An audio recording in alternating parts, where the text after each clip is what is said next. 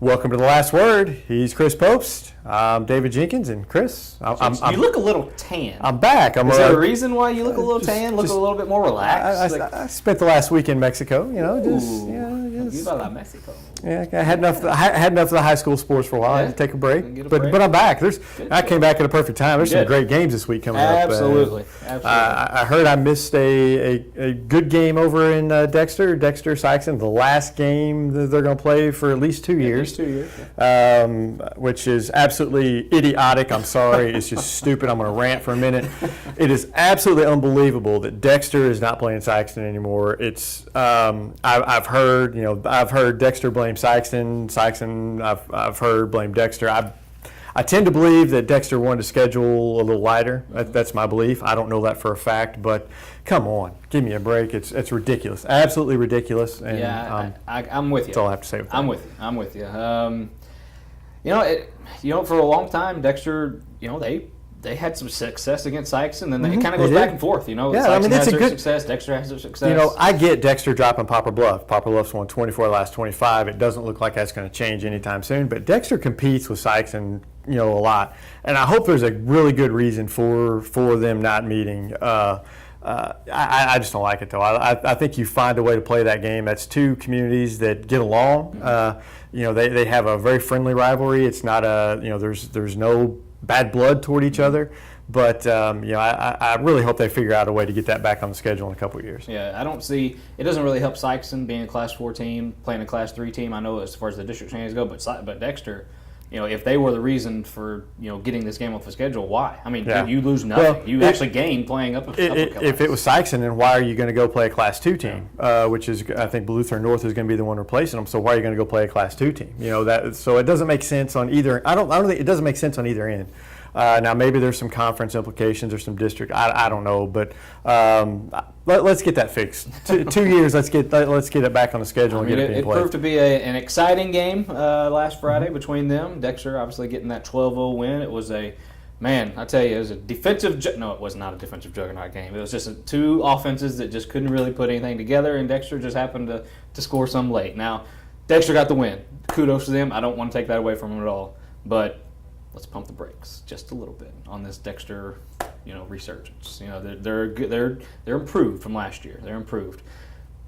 We'll see how good they are against Crothersville this week, and I think that'll answer some questions. Yeah, Crothersville's speed is going to be a big problem for Dexter. I think Dexter's. Rewind the tape. Back about a month. I said 4 or 5, 6 wins. 5, 6 wins is what I thought Dexter would have this year. They're on pace to get that. I think they still have another win or two in them. I think they're going to get that. But I don't think Crothersville is going to be one of those wins. I really don't. I think Crothersville, their passing game is pretty stout. They have a good offensive line as well, defensive line, but their speed is what's going to be the difference. Now, I don't think it's going to be a blowout by any means. I think Dexter stays in the game, but I think Crothersville's speed is going to be too much. You bring up them beating Sikeston. I think Dexter matches up well with Sikeston. Mm-hmm. I mean, Sikeston does not. You think Sikeston, you think speed. Sikeston doesn't have speed.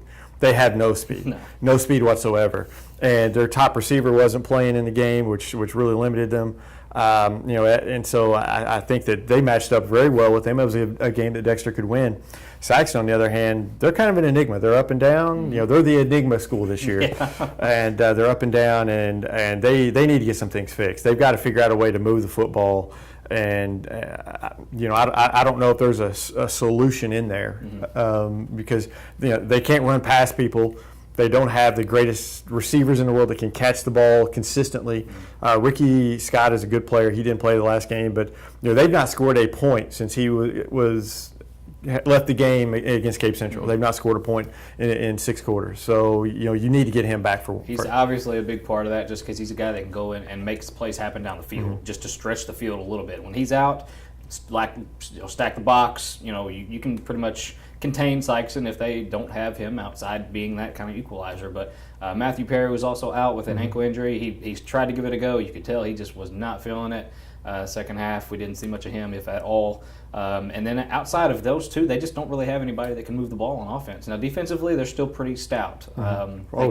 They can they hold their own for against most teams. But yeah, just outside of those two, you saw last Friday how important a Ricky Scott and a Matthew Prairie is to the Sikeston football team, and without them, yeah, very little depth because they have players you would think to step up in those roles, but they just don't. Yeah. They just don't have the guys. They don't have the speed at the running back position or the receiver position that they normally have, and it seems like each year this gets less and less and less. And they've got to find a way to move the football. And Farmington, fortunately, fortunately for Sikeston, they're going to give up points. I mean, I think Jackson just scored again. I saw firsthand what Jackson can do to you, but not. That was. Got to stop somebody, and Farmington just can't stop somebody. How much longer until Farmington says bye-bye SEMO Conference? yeah, I don't know. They can turn around and have a few teams that can compete with those guys. Giving up 77 to Jackson, that's not a good look. It won't be long. Farmington's back up playing with North Counties and stuff like that up in that division. That's just a feeling I have. I can see that happening. I can definitely see that happen. But Sikeston, they've got to find somebody else, and they got to find it quick because they're on the verge of maybe one more win. If getting this one out of coming out of the season, maybe. Yeah. Thank you, New Madrid. I would think that they'd have the edge against New Madrid. I think they beat Farmington. I think they rebound this week. I think they rebound. They play well at home. They're playing Farmington, who's they're not world beaters. Ricky Scott will be back. That'll help the passing game a little bit. Hopefully Matthew Perry's healthy and can give them more of a running game. I think they rebound this week, and they rebounded well after their loss to Jackson. I think they'll rebound after the loss to Dexter, and I think they get this win against Farmington, and that'll pretty much, I think, guarantee them a 500 season, which, I think at this point it's what more you can hope for. Still shocked that the team I saw Friday against Dexter beat Cape Central. Of course, it wasn't the full team, and without those players, but I'm shocked that team beats Cape Central. Not really. I take that back. I'm not shocked because Cape Central. Who knows, really? Well, and I don't think, and I hate saying this, but I don't know if Sikeston 100% took Dexter. They actually went in there that game. I think they thought on the sidelines of the Friday night game against Cape Central. I was on the sidelines then, and I heard more than one person say, whenever Cape Central wasn't doing it well, it's like we're playing Dexter. It's like we're playing Dexter here. Are we playing Dexter here? A lot of that, I don't think there was much respect for Sikeston to Dexter. I just don't think there was, I think that Dexter kind of surprised them by being able to play them as close as they did, and then eventually beating them. I just don't think they took them. I think they took them for granted. I can see that. You just don't. High school kids just don't get up for games that's not a rival. Cape is obviously a rival, and you come and Dexter, I say handle. Dexter's won 2 of the last 4, and here we go back to why are we getting them off the schedule anyway. But Dexter's number 2 in the district standings so far, behind Park Hill Central. And so there you go. Not only that, but they sit atop the SEMO South Conference, and if they beat Crothersville, that sets up a winner-take-all against Kennett the following week. So Dexter has a chance to put together a really nice season here. So we'll see what they got. I think so too. I think obviously a home field first round is definitely in the cards for them. Possibly second round too. So hey, if they just force a lot of turnovers, which is big. You see that in all levels. The teams that force a lot of turnovers usually do well, and they've been forcing a lot of turnovers these first four or 5 games this season. So they have. They're an improved football team. I will say that for sure. We had a few other games, Jenks last week, and. Chaffee Scott City you weren't here, so you don't know. But Chaffee Scott City went in an overtime thriller. Charles couldn't even get home last Friday because all these cars were piled up around his house and people everywhere coming from the woodworks to watch this rivalry game. And you got to know when Chaffee's playing Scott City. Shut down the town, turn the lights out. Chaffeeite? What can we? He's from Chaffee. He's a Red Devil. He's a Red Devil now. So there you go. His team won, and that's a good win for them. They're 4-1. I think that's kind of a surprise. I think you look at the season this year. I think Dexter and Chaffee are the 2 surprises. I think, but with their records, I think those are. Yeah. Chaffee's got some wins that you wouldn't have thought maybe looking at the beginning of the season that they would have gotten, and so it's a good start for them and Coach Flanagan there. Sticking with Class 1, District 1, got Hayti with another big win over New Madrid. They have Malden.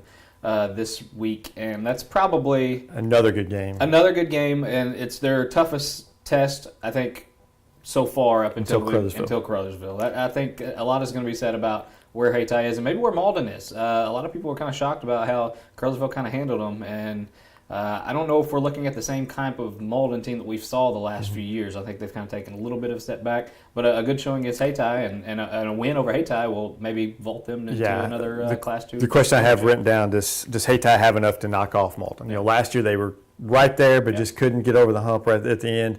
I think they do this year. I think they beat Malden this year. I think they've got the athletes. I think they're rolling right now, and I think Malden had better come ready to play because I think Haty's ready for this game. Yeah, Cravante Moore, he has surprised me being the young quarterback coming in and stepping into that role. He not probably where Allen Mills was as far as throwing the ball, but he is dangerous with his feet. You got Devontae Robinson, who's just one of the best running backs in the area, and of course Ivory Winters can do catch passes, run. He does pretty much anything. But they have athletes. They're a very good team.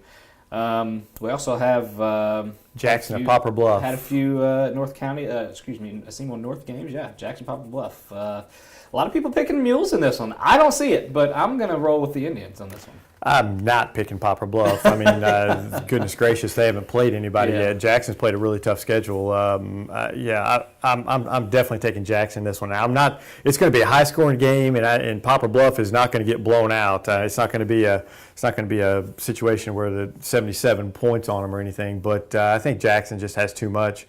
I think they'll get enough stops to win the game, yeah. But I think Jackson is more tested than Poplar Bluff. But this is a big game because the winner of this game probably gets that 2 seed. The loser probably gets the 3 seed in that district. And you're looking at Vianney, so you want to have that home game in that district semifinal. Absolutely. Seymour North implications, obviously, with that one, too. But, yeah, Jackson, I think they just have too much offensively. I think they're just outscoring them. And the winner, like you said. Yeah, I'm sorry. I didn't go ahead. The winner, too, also has they're pretty much in control of the Seymour North Conference, too. So that's a conference championship, basically, game for the two of them there, too. So that's a big game in Poplar Bluff this week. Gotcha. Any other matchups you're interested to see in this week, James? No, those would be the ones I'd be interested to see. But we have some interesting games. Portersville at Scott City. There are two teams that have kind of struggled a little bit, but I think it's a game that's going to be a close one. That's you really can't handicap that one. I mean, Portersville, can they stop Scott City? That's kind of been their question. Their defense improved last week. Scott City, they're not winning any close games. Scott City just can't win a close game, and so I'm going to take Portersville in that one. Portersville got rolling. First win against Kelly, and they've continued the dominance over Kelly the last 3 years. They found something that worked against, and you kind of look at what the competition that they played, and obviously, hopefully for them, they can kind of get this rolling. And they've had a tough, their schedule is tough for a Class 1 team. For the numbers that they have and the team that they are, the teams that they play, I think they're all of them with a winning record. I mean, it's tough for Portersville to start out, but they're starting to get into some games where they can compete a little bit more. And I got Portersville winning that one as well. Yeah, another one we talked about, Chaffee. Chaffee's at East Prairie. I think that'll, Chaffee has a chance to go 5-1, and East Prairie's pretty good though. I think East Prairie's going to have enough to, but I think it's another close game. I think it's another game that goes down to the wire, maybe another overtime game. Yeah, Chaffee and East Prairie don't seem to play blowout games. They have all close games like all season. So I'm with you there. It's another close one. Both those teams, they're in every game for the most part. I thought East Prairie kind of, I think Malden, the game got away from them a little bit, but it is what it is. Yeah. But Chaffee at East Prairie, I think that a game will go down to the wire. Be a fun game to watch. There'll be a lot of points scored in that one too, I think. Same here. East Prairie, I was impressed with them the way they hung with Hayti for a half, and then they hung with Malden for a quarter, and then it just kind of got away. And but like you said, East Prairie can score with pretty much anybody at a time if they can just kind of get rolling. But defensively, we'll see where they are. They're just a little suspect there, and Chaffee can move the ball. So I think could be a good one. I really do think the Chaffee, maybe a little upset alert, maybe a little possible. I'm gonna stick with East Prairie. I think the Tippler. I think he's gonna have enough to get them get them through. But I wouldn't be shocked to see Chaffee win that game. I know we say Darius Tippler, and rightfully so. He's a great player, but East Prairie's got some other they've kids. got. Luke Markham is probably one of the best receivers that small school I've seen in a while. I mean, he catches pretty much everything that's thrown to him, and Aycock's not a bad quarterback. Not bad. He can get the ball out. A little there. limited with his feet, but he can get the ball out. But they got guys that can run between the tackles. Brian Schaffner's a guy that's just a hard-nosed runner. Keewan Allen's kind of coming on, so they got some players. Yeah, they do. They have. It's more than just Tipler. Yeah.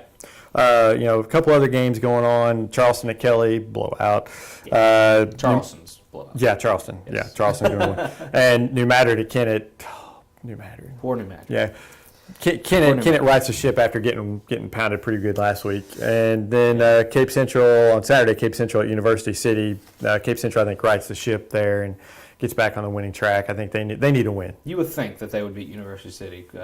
We'll see. I mean, I'm kind of like Poplar Bluff. You just never know with Cape Central and Poplar Bluff. You look at Cape Central in that Class 4 District 1. That's a weak district, and they're not out of it by any means. Cape Central has just as much chance to win that as anybody. Hillsborough and North County I think North County's won right now in that, and they've already been beaten by Farmington, who's kind of gotten it handed to them. But I mean, you can't. I mean, anybody can win that district. Sikeston sitting down there, they could right the ship and win that district. Anybody can win that district, and well, except for maybe DeSoto. But even Perryville's third in that district right now. Perryville. Yeah. I mean, granted, it's scheduling as many Class 1 teams as you can schedule, but still, they're Perryville in third place. First home game. Schedule light, get the wins, and get a home game, and who knows? With the current, you can't really fault teams for doing that now. That's the way you blame Misha. Standings with everything, you can kind of put it on Misha for doing that. But you're taking advantage of the system, and in a way, you can't really fault that. That's kind of seems to me that's the way that Dexter's going with their schedule for the next year, dropping some of these teams. They're picking up Donovan, who's going to be a first-year squad. You got Kelly, who's just in their fourth year, so they're going to probably have their way with those two, which is 2 wins. And then they're adding Salem, that's a good add though. That's a good add. That's a district team. That's a district opponent. I get that one. And that's a good add. But it is. Well, like a lot of these teams, you can't fault. Right, you really can't. And you hate seeing it though. You don't want. I want to see good games. I don't want to see a guaranteed win game. I want to see. I want to see good games and games that get you ready to play deep into districts and stuff and get you ready. I want to see those type games. And I know that you don't always win those games, and I know that sometimes fans can be just brutal on the coaches also. You only won 4 games. Why is that? Because you're playing a tougher schedule to get you ready for district, and so most fans are clueless. So that's why they're called fans. They're fanatical. Yeah, they are. I know Vianney's just a completely different level than what we're talking about here. But last year, they rolled into that district championship game, but the record was not pretty. They had some tough losses, but you got to look at who they played and who they lost to. That to me gets you far more prepared than beating up on a bunch of lower class schools. So I see it both ways. But I don't necessarily agree with the scheduling. Still doesn't change Sykes and Dexter play. Come on, get back on that schedule. I agree.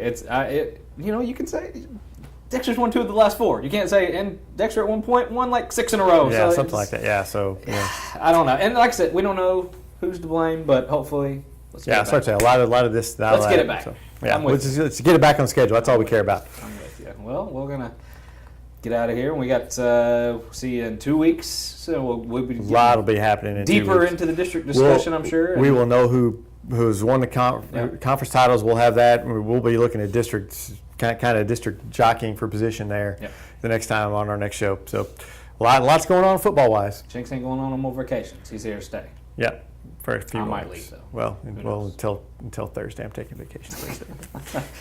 We'll see you guys next week on The Last Word.